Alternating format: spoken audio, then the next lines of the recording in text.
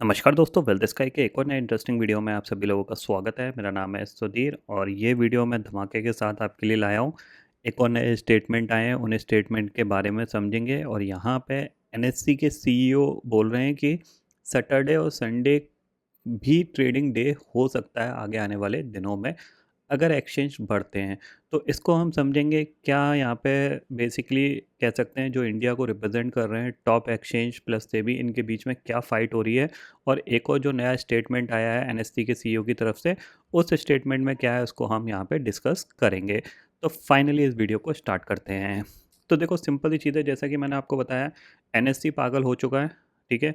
BSc भी पागल हो चुका है, सेबी ऑलरेडी पागल थी, और अब इनके जो टॉप मेंबर्स हैं वो भी स्टेटमेंट दे के उस चीज़ को प्रूव कर रहे हैं। जैसे कि यहाँ पे जो आशीष चौहान है, जो कि एनएससी के सीईओ और एमडी हैं, उनकी तरफ से स्टेटमेंट आया है कि बेसिकली अब जो जितने भी एक्सचेंज होंगे उन सब के एक्सचेंज की एक ही एक्सपायरी होनी चाहिए। अगर एक नहीं होगी ना, तो जितने एक्सचेंज हैं सब अपने अपने प्रोडक्ट लाएंगे और हर दिन एक्सपायरी की डिमांड करेंगे, क्योंकि सेबी का रूल तो ये तो कहता ही है ना कि एक एक्सचेंज की एक एक्सपायरी होगी। तो जाहिर सी बात है, एक एनएससी की हो गई, एक बीएससी की हो गई, एक अभी बात चली रही है कि मेट्रोपॉलिटन जो स्टॉक एक्सचेंज है वो भी अपनी एक्सपायरी लाएगा। तो हो सकता है कि वो फ्राइडे को ले आए। इसके बाद एक आध दो और एक्सचेंज और हो सकते हैं जो कि हर दिन। तो ऐसे बढ़ते बढ़ते सैटरडे और संडे भी यहाँ पे डिमांड हो सकती है। मार्केट को ओपन करो, जैसे कि यहाँ पे आप स्टेटमेंट में पढ़ोगे यहाँ पे। तो देखो यहाँ पे, यहाँ से मैं आपको यहाँ पे बताता हूँ। देखो कि सारे एक्सचेंज की एक्सपायरी का दिन एक ही होना चाहिए, ठीक है। एक ना हुआ तो एक्सचेंज की एक्सपायरी अलग अलग होगी। ये बयान उन्होंने मनी कंट्रोल के एक इवेंट में दिया है, ठीक है। उन्होंने कहा है कि तमाम एक्सचेंज अपने प्रोडक्ट ला सकते हैं, इससे डेली एक्सपायरी की मांग भी हो सकती है। ऐसे में शनिवार को भी ट्रेडिंग की मांग हो सकती है। इस तरह ये क्रम बढ़ते बढ़ते रविवार और हफ्ते में नया दिन जोड़ने तक भी जा सकता है, ठीक है। तो मेरे को अभी तक लिटरली समझ में नहीं आ रहा है, ये वो लोग हैं जो इतने बड़े एक्सचेंज को रिप्रेजेंट करते हैं, उनको चलाते हैं, और सिर्फ एक एक्सपायरी के एक दिन की कितनी बड़ी वैल्यू है आप ये समझो। कितनी बड़ी वैल्यू है कि इनके समझ लो हवा ख़राब है, पागल हो चुके हैं, दिमाग ख़राब है इनका। और स्टेटमेंट पे स्टेटमेंट दिए जा रहे हैं सिर्फ उस एक दिन के लड़ने के लिए, ठीक है। और बाकी आप इसको पढ़ लीजिएगा यहाँ पे। कोशिश करें तो सभी एक्सचेंजों के लिए एक्सपायरी का दिन एक ही हो। ऐसा क्यों बोल रहा है एनएससी? क्योंकि एनएससी को अच्छी तरीके से पता है कि बीएससी का जो सेंसेक्स है ना, वो उसका जो साइज है वो बड़ा है, क्योंकि एनएससी आपका कितना आता है, 22,000 पे। और जो सेंसेक्स आता है वो 74,000 का। तो उसमें क्या है, वॉलेटिलिटी, नंबर ऑफ वॉलेटिलिटी थोड़ी सी ज़्यादा होती है, क्योंकि अगर वो थोड़ा भी बढ़ेगा तो 300-400 पॉइंट का मूवमेंट हो जाता है, just like a bank Nifty की तरह वो रिएक्ट करता है। तो कहीं न कहीं जो एनएससी का मार्केट शेयर है वो बीएससी खा रहा है, ये एनएससी को समझ में आ चुका है। तो इसीलिए यहाँ पे चौहान की तरफ से ये स्टेटमेंट आया है कि सेबी को यहाँ पे एक्शन लेना चाहिए और एक ही दिन सबकी एक्सपायरी करनी चाहिए, नहीं तो भैया संडे और सैटरडे भी मार्केट खुलेगा, ठीक है। ऐसा ही डिमांड इन द फ्यूचर हो सकती है, ठीक है। दूसरी चीज़ है यहाँ पे, अगर आप देखोगे तो यहाँ पे एक और इनका अ, ये इन दोनों भाई साहब के बीच में लड़ाई हो रही है। तो ये बेसिकली जो राइट वाले हैं ये आशीष चौहान है, और इनका जो नाम है वो है अनंत नारायण, और ये सेबी के मेंबर हैं, ठीक है। तो इन दोनों ने बेसिकली, इन दोनों में एक ग्लोबल वेल्थ समिट चल रहा है, उसमें इन दोनों की बहस इस चीज़ पे हुई है कि ये भाई साहब बोल रहे हैं कि रैदर देन सट्टेबाजी करने से अच्छा ये कैश मार्केट को डेवलप किया जाए, ठीक है। और ये भाई साहब वही चीज़ बोल रहे हैं कि सारे एक्सचेंज की एक्सपायरी एक ही होनी चाहिए, और ग्लोबली देखा जाए तो हमारे यहाँ डेरिवेटिव कॉन्ट्रैक्ट कम ही है, ये ऐसा बोल रहे हैं, ठीक है। क्योंकि जैसे कि मैंने बताया कि सारा कुछ जो पैसा कमाया जाता है वो ट्रेडिंग के फॉर्म में कमाया जाता है।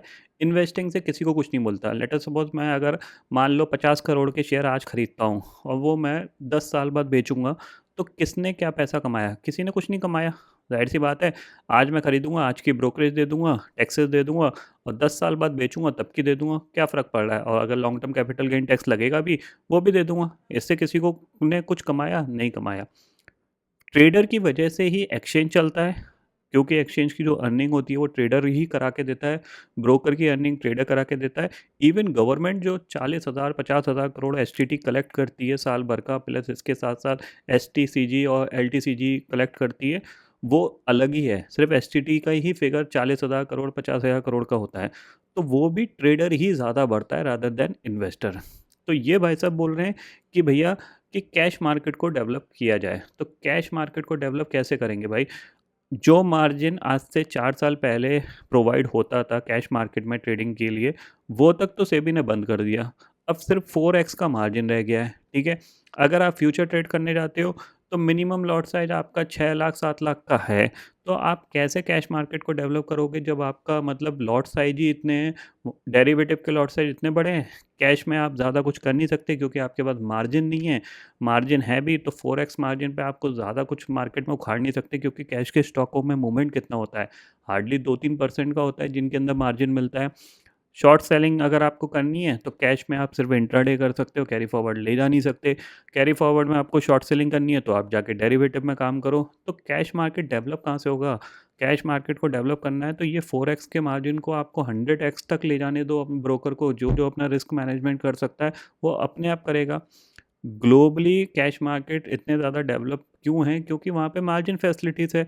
मार्जिन वहाँ पे दिया जाता है, लोग अपने रिस्क के हिसाब से ट्रेड करते हैं, अपनी कैपिटल को यूटिलाइज़ करते हैं जितना उनको ज़रूरत होती है और बाकी वो ब्रोकर हैंड से कैपिटल लेके अपना ट्रेड करते हैं। तो दोनों मतलब सिंपल सी चीज़ है, दोनों के स्टेटमेंट अगर मैं बताऊँ मेरी नज़र में सिर्फ पागलों वाले ही हैं। क्योंकि एक को प्रॉब्लम हो रही है, ज़ाहिर-सी बात है मार्केट शेयर जाएगा, तो बहुत सी चीज़ें ऐसी होती हैं सिस्टम्स वगैरह को मेंटेन करना, सैलरी वगैरह पचासों चीज़ें होती हैं, उसकी जो अर्निंग आएगी क्योंकि पैसा ही इम्पोर्टेंट है। अगर कोई एक्सचेंज चल रहा है तो ज़ाहिर-सी बात है अगर उसको पैसा ही नहीं मिलेगा तो चलाएगा कैसे? तो वो बहुत प्रॉब्लम वाली चीज़ है, वो ये लोग डेफ़िनिटली फ़ेस कर रहे हैं। बट क्लियरिटी ये कोई नहीं आके बोल सकता कि हमसे गलती हुई है, हम थोड़ी-सी चीज़ों को इम्प्रूव करते हैं। जो कैश मार्केट को अगर डेवलप करना है तो ज़ाहिर-सी बात है आपको एलटीसीजी हटाना पड़ेगा, long term capital gain tax का कोई रोल नहीं है। उसको आने के बाद ही ज़्यादातर लोग इन्वेस्टिंग से दूर भागे हैं।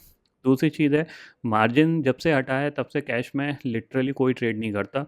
जितने भी जैसे मैं भी अगर बात करूँ 2020 से पहले मैं भी कैश में ज़्यादा ट्रेड करता था, डेरिवेटिव में ट्रेड नहीं करता था क्योंकि कैश में क्या है आपके पास फ्रीडम होती है।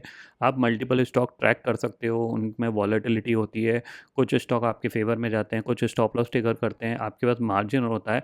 अब मान लो मैं अकाउंट में 5 लाख रखूँ और 5 लाख से मैं हार्डली कितने तक की ट्रेड डाल सकता हूँ? 20 लाख की डाल सकता हूँ। अब 20 लाख में मैं कितने स्टॉक्स ट्रेड करूँगा? 4 या 5 इससे ज़्यादा नहीं कर पाऊँगा क्योंकि मिनिमम 2 से 3 लाख की तो ट्रेड डालूँगा ना एक एक पर्टिकुलर स्टॉक में, तभी तो जाके मेरे को 3 से 4 हज़ार रुपए का वो प्रॉफ़िट और लॉस दिखाई देगा।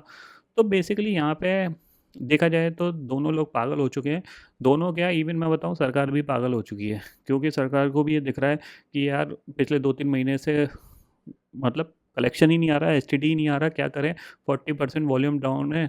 भाई माधवीपुरी बुश तो अपना कर करू के भग गई, ठीक है ना? उसका तो हो गया कार्यकाल। बट अब प्रॉब्लम ये लोग फेस कर रहे हैं। तो बेसिकली क्या है कि ये जो स्टेटमेंट दे रहे हैं कि कैश मार्केट को डेवलप किया जाए, तो कैश मार्केट को डेवलपमेंट तभी हो सकता है या तो आप एलटीसीजी को हटाओ, तो लोग इन्वेस्टमेंट करें और इन्वेस्टमेंट से किसी का पैसा बन नहीं सकता, ज़ाहिर-सी बात है। और अगर आप ट्रेडर चाहते हो कि ट्रेडर आएँ कैश मार्केट में काम करने के लिए, तो उनको मार्जिन चाहिए। बिना मार्जिन के ट्रेडर आके कैश में काम नहीं कर सकता क्योंकि अपनी कैपिटल कोई कितनी डिप्लॉय कर सकता है। ज़्यादा से ज़्यादा 4 लाख, 5 लाख, 10 लाख, इससे ज़्यादा नहीं करेगा। ट्रेडर की बात कर रहा हूँ मैं नॉर्मली। बाकी एफआईआईज़ क्या कर रहे हैं वो सबको पता ही है, वो तो बेच के भैया बेच दो जितना बेच सकते हो, वो सारी चीज़ें एफआईआईज़ कर रहे हैं।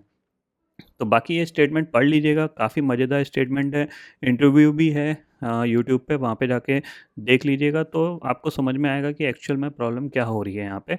कि यहाँ पे सेबी चाहती है कैश मार्केट डेवलप हो, बट कैश मार्केट में ऐसा कोई प्रोडक्ट है नहीं जिसमें लोगों का इंटरेस्ट हो। इंटरेस्ट लोगों का वहीं होता है जहाँ पे कम पैसे में ज़्यादा काम करने का मौका मिले, जैसे कि ऑप्शंस, फ्यूचर्स।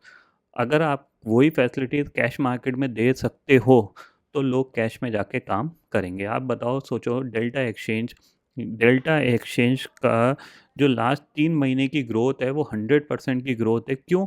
क्योंकि यहाँ पे मार्जिन 200x तक का मार्जिन मिलता है, ठीक है ना? तो यहाँ पे हो क्या रहा है, हालाँकि लॉस यहाँ पे भी करेंगे लोग, ठीक है? बट जब लॉस कर ही रहे हैं वो लोग जिनको समझ नहीं है, जिसको अंडरस्टैंडिंग नहीं है, तो उनको इधर-उधर भगा क्यों रहे हैं ये लोग, मेरे को समझ में ये नहीं आ रहा। सिर्फ़ अपने नंबर मतलब सिर्फ़ सिर्फ़ अपना कॉलर साफ़ करने के लिए इधर-उधर लोगों को डाइवर्ट कर रहे हैं और फिर बाद में अननेसेसरी उल्टे-सीधे स्टेटमेंट दे रहे हैं। तो वो चीज़ थोड़ी-सी प्रॉब्लमैटिक है और मुझे नहीं पता कि इसका क्या सॉल्यूशन निकालेंगे ये लोग। मेरे हिसाब से सॉल्यूशन है कि अगर कैश मार्केट को इनको डेवलप करना है तो डेफ़िनेटली इनको मार्जिन फैसिलिटीज़ दोबारा से इनको लानी पड़ेगी, इनको अलाउड करना पड़ेगा, एटलीस्ट 50x तक मार्जिन प्रोवाइड कर सके ब्रोकर, क्योंकि ब्रोकर अपने हैंड पे रिस्क लेके मार्जिन प्रोवाइड करता है, कोई सेबी की जेब से नहीं देता वो। ब्रोकर अपने हैंड पे रखता है वो चीज़ कि भैया आप स्टॉप लॉस लगाओ, आप अपना मार्जिन को, जो MIS ऑर्डर होता था उसके बेसिस पे या ब्रैकेट ऑर्डर के बेसिस पे ब्रोकर मार्जिन देता था, ऐसे नहीं दे देता था कि कुछ भी आप ऑर्डर डालो, मार्जिन ले लो और बाद में आप पैसे मत दो। तो वो सारी चीज़ें यहाँ पे दोबारा से इनेबल करनी पड़ेगी। अगर ये करते हैं तो ही कैश मार्केट डेवलप होगा, नहीं तो नहीं होने वाला, क्योंकि इंट्राडे में अपने पैसे लगा के कोई क्यों ट्रेड करेगा। लेट अस सपोज मेरे पास 1 लाख रुपए हैं, ठीक है, 1 लाख रुपए पे मैं इंट्राडे ट्रेड करने जाऊँ, अब स्टॉक का मूवमेंट कितना होता है, 1 या 2%, ठीक है, 1 या 2% के लिए मैं इंट्राडे में 1 लाख का रिस्क लूँ, उसके बाद उस 2,000 रुपये जो मैं कमाऊँगा उसमें से 100, 200, 300 रुपये मेरे ब्रोकर और टैक्स से चले जाएगा, तो घंटा मेरे को कुछ मिला। तो ये चीज़ इनको समझनी है ना, क्योंकि एक्चुअल में प्रॉब्लम क्या है, ये कोई ट्रेडर तो है नहीं जो ट्रेडर की दुनिया की चीज़ें जानते हैं। ये तो सिंपल सी चीज़ है, एक तरीके से अपनी जॉब कर रहे हैं, पढ़े लिखे हैं, अच्छे खासे हैं, अच्छी पोस्ट पे हैं, वेल नॉलेजेबल हैं, अंडरस्टैंड है मार्केट का, बट एक्चुअल में इन्हें ट्रेडिंग नहीं करी है। जब एक्चुअल में जिस चीज़ को बंदा किया नहीं होता उसकी उतनी समझ नहीं होती है, वो चीज़ है। इनको सिंपल सी चीज़ क्या है, कैसे भी पैसा आना चाहिए, और पैसा कैसे आ रहा था, वो जाहिर सी बात है ऑप्शंस में डेली एक्सपायरी की वजह से आ रहा था पैसा। अब वो तो बंद हो गई, पैसा आना बंद। जब पैसा आना बंद होता है तो इंसान का दिमाग वैसे ही ख़राब हो जाता है। अगर किसी को 100 रुपये मिल रहे हों, गलती से उसके वो 100 रुपये चले जाएँ, वैसे ही दिमाग ख़राब हो जाता है। तो वो चीज़ थोड़ी-सी आप थोड़ा-सा, ये चीज़ दिख रही है, मतलब हम, मेरे को एक्सपेक्टेशन ये था कि 6 महीने 8 महीने बाद दिखेगी, क्योंकि अभी जो लास्ट पॉइंट था सर्कुलर का इम्प्लीमेंट होना वो मार्च अप्रैल का था, ठीक है, मतलब अराउंड नवंबर में सर्कुलर आया, तो नवंबर दिसंबर जनवरी फरवरी 4 महीने के अंदर इंडिया का सबसे बड़ा एक्सचेंज का CEO आके ये चीज़ बोल रहा है कि हम अपनी एक्सपायरी को चेंज कर दिया, ऑलरेडी एक्सपायरी चेंज हो गई, थर्सडे से मंडे आ गई है, और अब वो ये स्टेटमेंट दे रहा है कि सबकी एक्सपायरी एक ही होनी चाहिए। क्यों होनी चाहिए? क्योंकि उसका मेन रीज़न है कि BSE का जो सेंसेक्स है उसमें नंबर ऑफ वॉलेटिलिटी के परसेंटेज वाइज वॉलेटिलिटी देखी जाए, अगर आप न्यूमेरिकल में देखोगे थोड़ी सी ज़्यादा होती है एज़ कम्पेयर टू निफ्टी। अगर निफ्टी और सेंसेक्स की एक्सपायरी सेम डे होगी तो कहीं ना कहीं वापस से लोग NSE यानी निफ्टी में ही शिफ्ट हो जाएंगे। उस चीज़ का यहाँ पे एडवांटेज NSE को मिलेगा, क्योंकि यहाँ पे ऑलरेडी मार्केट शेयर काफ़ी हद तक NSE लूज़ कर चुका है। तो ये चीज़ यहाँ पे बहुत ज़्यादा NSE के लिए प्रॉब्लमेटिक है। इसीलिए ये उल्टे सीधे स्टेटमेंट यहाँ पे इंटरव्यूज़ में दे रहे हैं, और बड़े-बड़े इंटरव्यूज़ में दे रहे हैं। तो यहाँ पे ये चीज़ मेरे को बिल्कुल भी जस्टिफाई नहीं लग रही है कि आप मतलब सैटरडे संडे की भी बात करने लगे। अरे भाई, ये प्रॉब्लम एक ही चीज़ से सॉल्व हो सकती है। अगर कल को आके सेबी बोल दे कि हाँ ठीक है, दोनों एक्सचेंज को 2-2 एक्सपायरी अलाउड है, तो बस इनका काम हो गया। 4 दिन हो गए ट्रेडिंग के लिए, 1 दिन नहीं कराएँगे, क्या फ़र्क पड़ रहा है? इनकी प्रॉब्लम सॉल्व हो जाएगी, ये चीज़ है। एक भाई साहब बोल रहे हैं कि भैया कैश मार्केट को डेवलप करो, तो कैश मार्केट ऐसे तो अपने आप तो डेवलप हो नहीं सकता। अगर सब लोग मान लो 3 हार्डली 5-6% लोग पार्टिसिपेट करते हैं और वो सब आके कैश में स्टॉक खरीद लें और फिर 4-4 महीने तक बेचें नहीं, तो किसका पैसा बनने वाला है? किसी का नहीं बनने वाला। तो ये स्टेटमेंट था, मैंने सोचा आपको वीडियो बना के बता दूं, क्योंकि मेरे को हंसी आ रही थी और क्लियरली सिम्टम्स दिख रहे हैं पागल होने वाले। तो मे बी अगले 2-3 दिन में और भी आपको स्टेटमेंट आते हुए दिखाई देंगे। भैया एक साथ बैठ जाओ, सेबी BSE NSE एक बार डिसाइड कर लो कौन सी एक्सपायरी रखनी है नहीं रखनी है, तो हमारा भी पीछा छूटे, हमें भी समझ में आए कौन से दिन ट्रेड करना है कौन से दिन नहीं करना है। तो ये चीज़ थोड़ी सी क्लियरिटी दिखाए, ठीक है। वीडियो थोड़ा सा लंबा हो रहा है, हालांकि इसमें बात करने में अलग ही मतलब मज़े आते हैं इन सारी चीज़ों में, क्योंकि यहाँ पे क्या है कि ये चीज़ रिप्रेजेंट होती है कि हमारे देश के टॉप पर्सन किस तरीके की मेंटलिटी रखते हैं, कि उनके लिए एक दिन कितना भारी पड़ रहा है, एक एक्सपायरी कितनी भारी पड़ रही है। मतलब कहने के लिए सिर्फ एक ही दिन है, लेकिन उसकी जो वैल्यू है, जो इम्पोर्टेंस है, वो कितनी ज़्यादा है, ठीक है। तो फिलहाल दोस्तों इस वीडियो में इतना ही है। आई होप ये वीडियो आपको पसंद आएगा। वीडियो पसंद आता तो लाइक और शेयर ज़रूर करिएगा, और चैनल को जो सब्सक्राइब कर लीजिए, क्योंकि मैं सुधीर लेके आता रहूँगा हर दिन आपके लिए नए नए वीडियो। इसी के साथ शुक्रिया दोस्तों, जय हिंद।